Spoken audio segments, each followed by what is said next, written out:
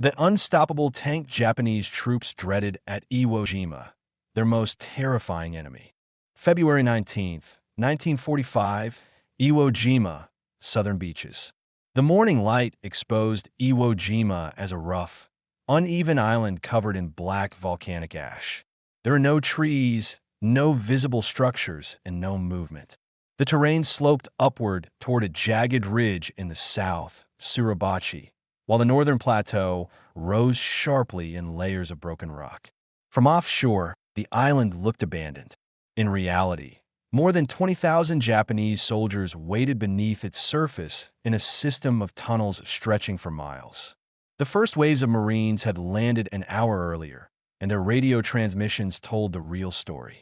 Machine gun nests that hadn't appeared during aerial reconnaissance were firing constantly. Mortars landed without warning. Entire platoons were pinned down behind shallow sand ridges that offered almost no protection. The infantry needed immediate armored support. Inside LST 808, Staff Sergeant Daniel Dan Keating stood on the steel deck next to his tank while the crew made their final checks. Keating was 27, a veteran tanker who had trained on armored assaults since 1942. He was from a farming town in Ohio, where mechanical work was common, and he carried that experience into tank maintenance and crew leadership. He had fought in Bougainville and understood the importance of tanks in Pacific operations. But intelligence reports and briefings before the landing had made it clear that Iwo Jima would be unlike previous battles. The Japanese had built reinforced positions designed specifically to resist bombardment and delay armored breakthroughs. Keating looked over his crew, men he had trained for months and trusted to operate under extreme pressure. Corporal Lewis Grant, 23, was the gunner. He had worked in a machine shop before enlisting and had a strong understanding of mechanical precision. His task was to operate the 75mm gun and make rapid adjustments under fire. Accuracy would determine their survival.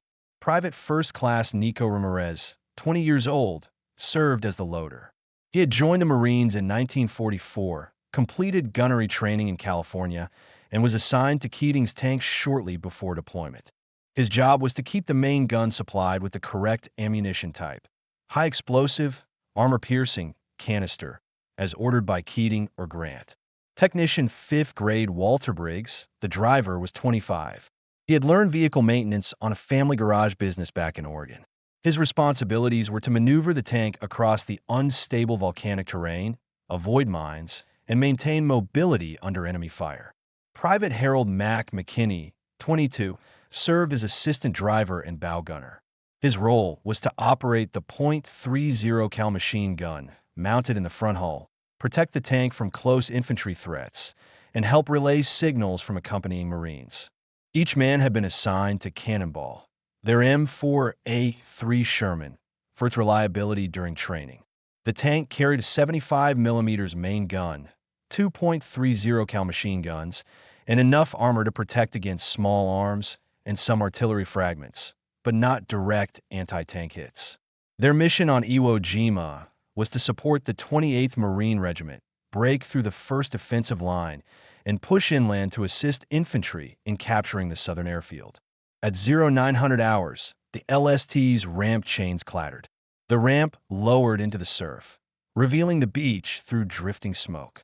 Mortar rounds were already striking the shoreline, sending bursts of black sand into the air. Keating gave the order to mount up. The crew climbed inside, secured their hatches, and took their stations. The interior of the tank was cramped, hot, and loud. Briggs engaged the transmission. The Sherman lurched forward, dipped into the seawater, and climbed onto the ash-covered beach. Machine gun fire struck the armor immediately. The sound carried through the steel frame as constant metallic impacts. Mortar rounds detonated close enough to shake the hull. Infantry crouched on the beach signaled toward a concrete pillbox that dominated the fire sector. Keating observed the structure through the periscope. The bunker had a narrow firing slit and reinforced concrete walls. It was positioned to cover a large portion of the landing area. The infantry could not advance until it was destroyed. Keating issued his first combat order on the island: prepare to engage the pillbox. Grant adjusted the turret. Ramirez loaded a high-explosive round. Mac scanned for infantry threats approaching from the flanks. Briggs positioned the tank at an angle to reduce exposure. The narrator continues. The Japanese defensive system on Iwo Jima relied on interconnected bunkers and hidden firing positions. Artillery alone could not neutralize them. Infantry could not approach without taking heavy casualties. Tanks became the primary means of breaking these positions. Their ability to fire high-explosive rounds at close range made them the single most effective weapon against fortified structures. Keating steadied himself, knowing this was the first of many targets they would face. The Marines on the beach waited for the tank to act. The pillbox continued firing at the pinned infantry. Inside Cannonball, the crew focused on their tasks. Each movement practiced countless times during training, now executed under fire. The pillbox dominating the landing zone had been constructed far deeper into the volcanic ground than aerial photographs suggested. From the surface, only the firing slit was visible, built flush into a mound of compacted ash and reinforced concrete. Its machine gun maintained a steady rhythm, cutting across the beach where Marines attempted to crawl forward but found no cover. Several bodies already lay still in the open sand, evidence of the pillbox's effectiveness. Inside Cannonball, the crew prepared for their first engagement. Keating leaned into his commander's sight, steadying himself as the tank shifted under mortar impacts. Smoke draped the beach, mixed with sulfur fumes from ruptured pockets in the volcanic soil. The infantry waited behind whatever small ridges they could find, looking toward the tank as their only hope of advancing. Grant adjusted elevation manually, compensating for the uneven terrain and poor visibility. He had trained for static firing ranges, not for volcanic ash that forced the tank to sink several inches with every movement. Still, he kept the crosshairs centered on the firing slit. Ramirez loaded the first high-explosive shell. His movements were precise, practiced repeatedly during training. He checked the shell's seating, stepped back, and braced himself. Briggs controlled the tank's position with careful corrections, trying to maintain stability on shifting ground. Every vibration translated directly through the hull, but he managed to keep the Sherman angled so that its frontal armor offered maximum protection. Mac monitored the surrounding infantry. His role during bunker assaults was to ensure no Japanese soldiers reached the tank with explosives or close-quarters weapons. On Iwo Jima, such attacks were expected at any moment. Keating issued the order to fire. Grant squeezed the trigger. The tank jolted as the 75mm shell left the barrel and detonated against the bunker. A column of ash rose, but the machine gun inside continued firing without interruption. Keating instructed Grant to fire again. The second round hit slightly lower, shaking loose fragments of concrete, but causing no visible structural damage. The machine gun remained active. Its accuracy began to shift toward the infantry moving behind the tank, forcing several Marines to flatten themselves into the ground. The third round detonated directly above the firing slit. The bunker absorbed the impact, sending vibrations across its structure, but remaining operational. The narrator explains, Japanese engineers designed these bunkers to survive direct naval bombardment. Shells that would have destroyed buildings in Europe struck these pillboxes with limited effect. Their walls extended deep underground, and many had secondary chambers connected by tunnels. Destroying them required close-range precision and repeated hits. Keating evaluated the situation. The infantry could not advance until the pillbox was neutralized. Additional high-explosive rounds would likely produce the same limited result. The bunker's firing slit remained intact, and continuing to fire from a distance would waste ammunition needed for later phases of the assault. Keating made a decision. The tank would close the distance and make direct contact with the bunker to apply maximum force. He instructed Briggs to advance slowly toward the structure. The tank crawled forward, its tracks sinking into the soft sand. The machine gun inside the pillbox shifted its fire toward the Sherman, bullets striking the armor in rapid sequence. The impacts were loud inside the hull, but none penetrated. As the tank approached, Keating studied the angle of the bunker's concrete face. Direct impact from the Sherman's weight might shift or crack the structure enough to expose weak points. Briggs eased the tank forward until the hull pressed directly against the concrete. The vibration was intense, transferring the pressure of the tank's 33 tons into the bunker's outer surface. Keating ordered Grant to fire at point-blank distance. The shell detonated with far greater effect. The force of the explosion traveled directly into the bunker's interior. When the smoke cleared, the machine gun had fallen silent. Marines immediately rose from cover and advanced past the tank, regrouping for the next objective.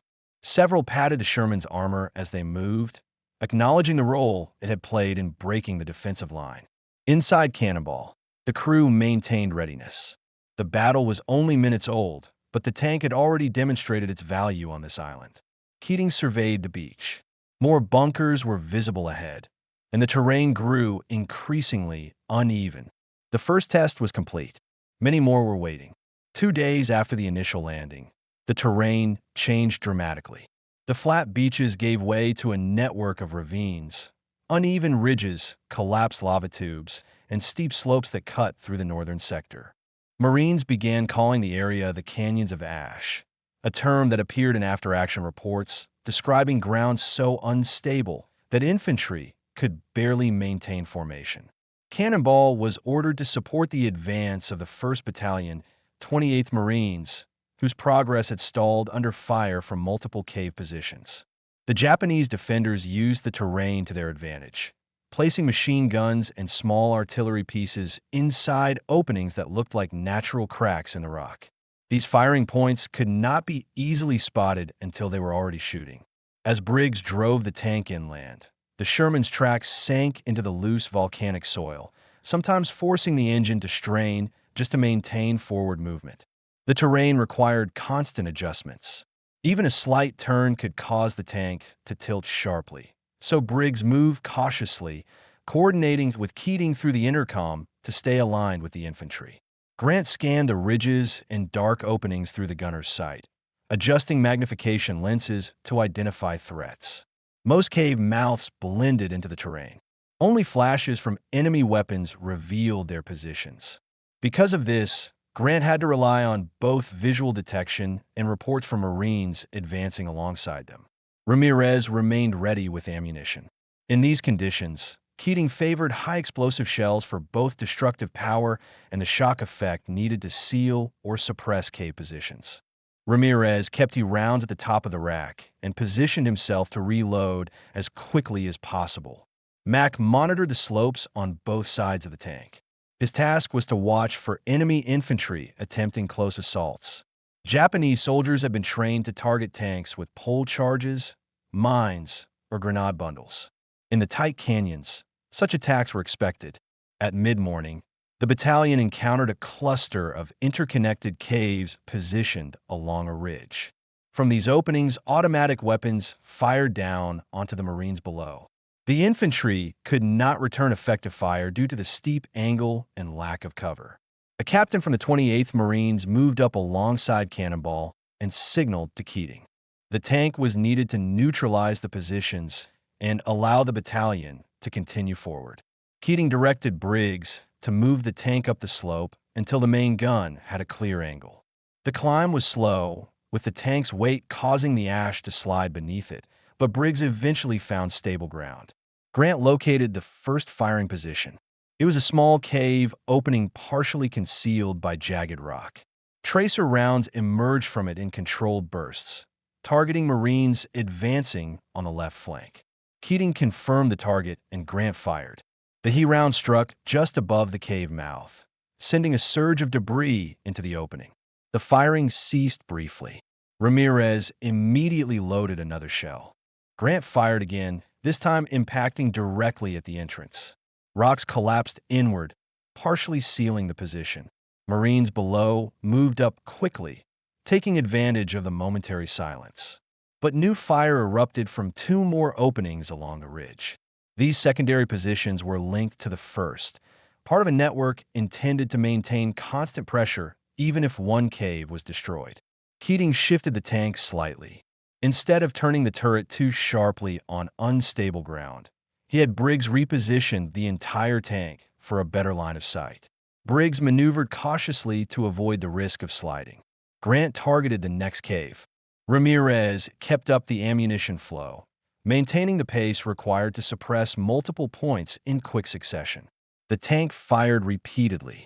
Each round shook the interior, filling the air with dust and the smell of cordite.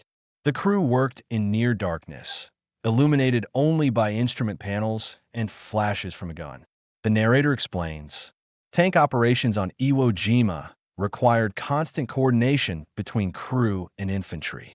Tanks provided the firepower to collapse caves, but infantry protected tanks from close assaults. Neither element could advance alone. The terrain forced slow, deliberate progress, with each ridge and ravine becoming a separate engagement. By noon, Cannonball had neutralized 5 cave positions. Marines advanced behind the tank, using its bulk as moving cover. The Sherman's tracks crushed loose ash and scattering rocks that previously slowed infantry movement. For the Japanese defenders, the tank's advance was a significant psychological and tactical challenge. Their machine guns, rifles, and grenades could not penetrate the Sherman's armor. When a main gun fired, it created pressure waves that traveled deep into the tunnels, forcing defenders to retreat further into the underground system. Keating noted in his field log that the tank spent more than half the day firing in short, controlled bursts to conserve ammunition. They advanced only a few hundred yards, but each yard required clearing multiple concealed positions. As the sun began to set behind the ridge, Cannonball reached the upper section of the plateau. The crew remained alert. They had survived the canyons of ash, but the terrain ahead grew even more complex. The Japanese defensive network extended deeper, and every advance revealed new lines of resistance. By the 4th day of combat, the Marines advancing toward Hill 362 had encountered some of the most organized Japanese defenses on the island. Reports from infantry units described the area as a layered kill zone. The hill slopes were covered with natural depressions, hardened machine gun positions, and concealed anti-tank weapons. Tunnels beneath the surface connected many of these firing points, allowing Japanese troops to relocate quickly and re-engage after initial attacks failed. Cannonball was attached to a combined infantry tank team tasked with pushing up the eastern approach. The terrain consisted of uneven ground littered with broken rock and deep pockets of volcanic ash. Movement was slow and difficult. Infantry had to pause frequently under enemy fire, and tanks risked immobilization if they deviated even slightly from firm ground. Keating briefed his crew as they prepared to move forward. The battalion had lost several tanks the previous day, either to terrain hazards or concealed anti-tank guns. Grant understood his role would involve rapid identification of threats, often from positions at unusual angles. Ramirez knew he needed to supply rounds quickly to counter machine gun and cave fire. Briggs had to manage the tank's mobility on ground that shifted under every track. Mack remained vigilant for infantry armed with explosives attempting to use the close terrain to their advantage. At mid-morning, Cannonball advanced behind 2 rifle squads, moving cautiously across open space between ridges. The infantry used hand signals to indicate suspected enemy positions. For several minutes, the advance remained quiet except for distant bursts of gunfire. Then the ambush began. A Japanese 47mm anti-tank gun, concealed in a rock pocket slightly elevated above their approach, fired at close range. The shell struck the Sherman directly on the glassy plate. The armor held, but the impact rattled the crew and briefly disrupted their internal communication. Briggs steadied the tank. Inside the hull, dust fell from every surface. Grant attempted to locate the firing point, but the gun crew had already withdrawn into the tunnel behind the position. Another shell struck the rock near the infantry on Cannonball's left flank, showering them with debris. The Marines dove for cover, shouting directions toward the tank. Keating scanned the terrain through the periscope. He identified a narrow opening partially obscured by jagged stone. The position was designed for a single purpose: to fire at tanks advancing along this approach. He instructed Briggs to reverse slightly and adjust their angle to bring the main gun to bear. Briggs complied, careful not to destabilize the tank on the loose ash. Grant fired and he rounded into the opening. The explosion sent fragments of rock outward. The position fell silent, but Keating knew anti-tank crews often withdrew deeper into the tunnel network after firing. Before the tank could reposition, a new threat appeared. 3 Japanese soldiers broke from cover on the right flank. Each carried pole charges, explosives fastened to long wooden shafts. Their objective was clear: reach the tank and detonate the charges against its vulnerable points. Keating ordered immediate defensive action. Mack opened fire with the bow machine gun, forcing the attackers to scatter. Infantry accompanying the tank engaged them as well, firing from the ground with rifles and automatic weapons. The attackers moved quickly, using dips in the terrain to hide their approach. Briggs began reversing to widen the distance between the tank and the attackers. Even a few yards could make a significant difference. Grant rotated the turret toward the ridge, prepared to fire if a clear target emerged. Ramirez remained ready with additional ammunition, anticipating the need for rapid follow-up shots. One of the attackers managed to close within 15 meters before being stopped by infantry fire. The others attempted to continue the assault but were eliminated by combined tank and rifle fire. The threat had been neutralized, but the anti-tank gun remained a problem. Grant adjusted the sights again and fired a second round into the now partially collapsed opening. This time, the explosion caused a deeper structural failure. Dust and debris poured from the entrance, and the position ceased all activity. The narrator provides context. Hill 362A was fortified with multiple lines of interconnected defenses. Japanese doctrine on Iwo Jima emphasized engaging tanks only at close range to improve accuracy and maximize damage. Anti-tank gunners were trained to fire once, relocate through tunnels, and re-emerge from another opening. This forced tank crews into constant, high-risk adjustments. As Cannonball advanced again, Keating noted the silence ahead. The infantry reorganized and began moving toward the next ridge. The tank crew remained alert, fully aware that the earlier attack was only one layer of a much larger defensive system. Hill 362A had claimed multiple tanks already, and the battalion expected more resistance as they approached the summit. For Cannonball's crew, the ambush served as a reminder that each advance required heightened attention to terrain, enemy tactics, and coordination with infantry. By the 11th night of the battle, the front lines near the northern airfield ruins had stabilized into a tense stalemate. The Marines had established a defensive perimeter around captured ground, with tanks positioned at intervals to create strong points. Cannonball was assigned to one of these positions, facing outward toward a series of ravines where Japanese troops had been observed entering and exiting tunnel systems throughout the day. Tank crews received strict instructions for night procedures. Engines were shut down to reduce noise and heat signatures. All hatches remained sealed. The crews slept inside the vehicle in shifts, wearing their gear, ready to react instantly if needed. The tank's interior was dark, cramped, and humid. The air smelled of oil, metal, and cordite residue from the previous day's firing. Keating reviewed their ammunition and fuel status before settling in for rest. They were low on rounds but still had enough for immediate combat, if necessary. Grant slept near the turret controls, Ramirez near the ammo racks, Briggs beside the driver's levers, and Mack in his cramped forward position. Each man understood that nighttime infiltration attacks were common on Iwo Jima and that tanks were primary targets. Outside, infantry units positioned around the tank maintained watch from foxholes and shallow trenches. Japanese forces frequently waited for darkness to attempt close-range assaults, using the limited visibility to approach armor and infantry positions undetected. Shortly after 0200 hours, the first signs appeared. A faint tapping sound came from the exterior of the tank's hull. It was light at first, irregular, barely noticeable above the wind. Briggs opened his eyes and listened. The tapping grew sharper more deliberate, as if someone were testing the metal surface. He alerted Keating quietly. The tapping changed to scraping, metal against steel, signaling that Japanese soldiers had climbed onto the tank. Within seconds, multiple points of contact were audible across the hull and turret. Keating issued the order to remain fully buttoned. Any attempt to open a hatch would expose a crewman directly to the attackers.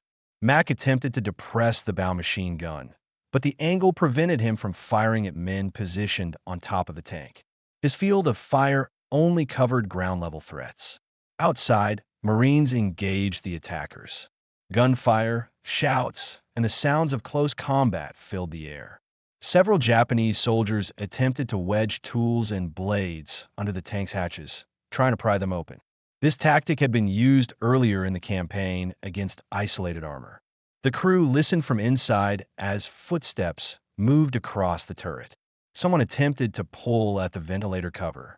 Another attacker struck the rear deck with repeated blows, trying to access the engine compartment. Then came the thud of an explosive charge placed on the tank's rear. The blast shook the entire vehicle. The crew felt heat surge through the hull as the automatic fire suppression system activated, releasing chemical extinguishers into the engine compartment. Smoke flooded the interior briefly before the ventilation system circulated the air. Briggs reported engine damage, but confirmed the fire had not penetrated into the crew compartment. The tank remained operational internally, though the engine would need a full inspection and possibly repairs before moving again. Outside, the defensive perimeter continued fighting. Rifle bursts and grenades illuminated silhouettes rushing toward the tank. The attackers were attempting to overwhelm the Marine positions around it, trying to clear the way for further charges. Mack fired the bow gun whenever movement appeared in front of the tank. The round struck the ground in short, controlled bursts, supporting the infantry engaged in close combat. Minutes passed with constant noise. Footsteps faded from a turret. Metallic scraping stopped. The perimeter slowly regained control as Japanese attackers were driven off or eliminated. When the area fell quiet, Keating waited before giving the order to unseal the hatches. The crew opened them cautiously. The first light of dawn revealed the results of the fight. Several Japanese bodies lay around the tank, some close enough to have reached the hull during the attack. The ash surrounding the Sherman was disturbed by footprints, evidence of how many had attempted to disable or destroy it. The tank's rear deck was scorched but intact. Infantry positions showed signs of heavy hand-to-hand combat. Spent cartridges, torn equipment, and damaged entrenching tools scattered around the area. Keating stepped onto the hull and assessed the external damage. Despite the close-range explosive attack, the armor had held. The crew was uninjured. The tank's systems needed maintenance, but Cannonball remained in fighting condition.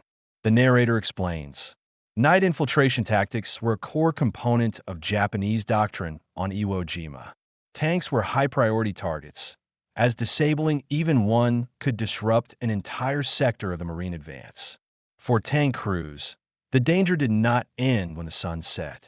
Every night became a test of endurance inside sealed steel compartments, listening for footsteps on the hull and waiting for the moment the attackers made their move. For Keating and his men, the night attack reinforced the reality of Iwo Jima. The island offered no safe hours. The enemy used every method available to stop the advance. When the sun rose fully, maintenance crews and infantry support moved in to help prepare Cannonball for another day. Despite the attempted destruction, the tank would return to the line. By the final week of February, the battle for Iwo Jima had shifted into its most demanding phase. The Marines advancing into the island's northern strongholds encountered defensive positions that exceeded anything seen earlier in the campaign. The terrain consisted of jagged ridges, interconnected caves, and thick layers of volcanic rock that concealed gun emplacements impossible to identify until they fired.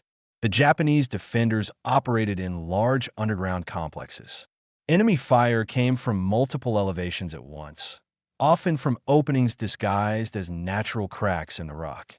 Mortars, machine guns, and small artillery pieces worked together to pin down advancing units. Infantry, could not move without cover. Engineers could not reach many of the cave mouths. The only weapon capable of providing continuous, direct fire support was the tank. Cannonball was assigned to an assault team tasked with breaking the perimeter around the gorge, one of the most heavily fortified northern sectors. The area contained a network of caves that fed into the larger Turkey Knob command hub. Reports from reconnaissance teams indicated that enemy forces were supplying these positions with ammunition through hidden tunnel systems, allowing them to sustain fire even after repeated bombardment. Keating briefed his crew before moving out. Grant was to prioritize targets that directly impacted infantry movement. Cave mouths firing automatic weapons, small artillery positions, and reinforced openings suspected to be command-link tunnels. Ramirez was instructed to maintain a steady supply of HE rounds, with canister rounds kept ready for close-range defensive action. Briggs was responsible for navigating the unstable and uneven ground without exposing the tank's weaker angles to elevated firing points. Mack was tasked with scanning the immediate perimeter for close assaults, as the Japanese defenders frequently used dead ground and depressions to approach tanks undetected. At dawn, the advance began. Cannonball moved forward with infantry spread along both flanks, using the tank as mobile cover. The air was thick with dust and smoke from earlier artillery preparation. Every few seconds, bursts of machine gun fire erupted from unseen positions in the ridges ahead. Grant located the first target, a small cave entrance projecting muzzle flashes.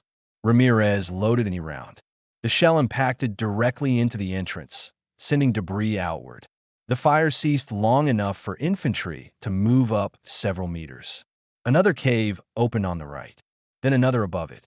Grant engaged each one, adjusting quickly between targets. The terrain forced him to constantly correct elevation and angle. Ramirez worked rapidly, maintaining ammunition flow without pause. Briggs managed slow, controlled movements, repositioning the tank for better angles, but avoiding steep inclines that risked immobilization. The narrator explains, tanks on Iwo Jima operated under extreme conditions. The volcanic ash affected traction and stability. Enemy fire came from multiple elevations. Each cave required separate engagement. Progress was measured in yards, not in miles. Supporting flamethrower Shermans joined the assault. Their specialized equipment allowed them to project fire into cave openings that he alone could not neutralize. Cannonball coordinated movements with them, providing covering fire and targeting positions that attempted to suppress the flamethrower crews. Throughout the morning, Cannonball engaged more than a dozen defensive positions. Each one demanded precision. The tank fired steadily, single rounds at controlled intervals to avoid overheating the gun or wasting ammunition. Infantry advanced behind the tank's bulk, taking advantage of the temporary suppression each round created. At midday, the assault reached the approach to the Turkey Knob, a heavily fortified blockhouse carved into the hillside. The structure's outer wall was constructed from reinforced concrete and volcanic rock. Enemy fire from this position was constant, covering the approaches with interlocking machine gun fields. Keating assessed the structure. Direct fire from a distance would not be effective. They needed to close the gap to improve accuracy and maximize impact force. Briggs moved the tank forward. The approach was steep, uneven, and exposed. Mortar rounds landed nearby, shaking the hull. Machine gun fire struck the armor in continuous bursts. Grant fired multiple HE rounds into the blockhouse embrasures. The impact loosened exterior stone and disrupted the firing rhythm, giving infantry a narrow window to advance. Ramirez continued feeding rounds into the gun, switching between HE and AP as requested. The AP rounds were used to penetrate narrow openings, while he was used to collapse surrounding structures. Flamethrower tanks moved alongside, directing streams of flame into connected tunnel openings. The temperature inside the caves rose rapidly, forcing defenders to retreat deeper into the underground network or abandon certain firing points. By late afternoon, the combined tank-infantry assault had pushed through the defensive ring. Cannonball had fired dozens of rounds and sustained numerous hits from small arms and fragments, but the armor held. The narrator's voice summarizes the significance. For Japanese defenders entrenched in the northern strongholds, the presence of American tanks created a tactical disadvantage that could not be corrected. Their weapons could slow infantry. Their tunnels could protect them from artillery. But tanks dismantled firing positions with precision and persistence. Each advance by a tank forced defenders to retreat further underground, disrupting command organization and communications. As the Marines established a foothold on the ridge, reports circulated among units that several Japanese prisoners had described tanks as the weapon they feared most. Unlike artillery or flame teams, tanks remained on the field, advancing slowly and continuously until objectives were destroyed. Cannonball parked near a shallow depression as evening arrived. The crew prepared for another night inside the hull, maintaining equipment, checking ammunition, and reviewing damage to the armor. They had contributed significantly to breaking a crucial defensive sector. But they also understood that the northern tunnels still extended deep underground, and the next day would bring another set of objectives. The chapter ends with Keating observing the darkened battlefield, knowing the assault would continue at first light and that tanks would again be required to lead it. By mid-March, nearly the entire island had been secured, but the northern tip still held a complex of defensive positions that had slowed every attempt to advance. These final fortifications were built around a network of tunnels extending beneath the ridgelines, connecting machine gun posts, observation points, and a heavily reinforced blockhouse. The position dominated the approach to Kitano Point, and its remaining defenders continued to engage Marines with disciplined, accurate fire. Cannonball was one of several tanks assigned to the assault on the final blockhouse. Earlier attempts by other tank platoons had stalled due to mines, concentrated anti-tank fire, and the terrain itself. The approach was narrow, covered in unstable ash, and exposed to multiple elevations from which the enemy could fire. Infantry alone could not advance. Engineers could not reach the tunnel openings. The responsibility fell once again to armored units. Keating briefed his crew inside the tank. Grant was to prioritize targets inside the blockhouse embrasures and suppress secondary firing points along the ridge. Ramirez prepared rounds, knowing they would need every one available. Briggs reviewed the route, aware that mines and soft ground could immobilize the tank at any moment.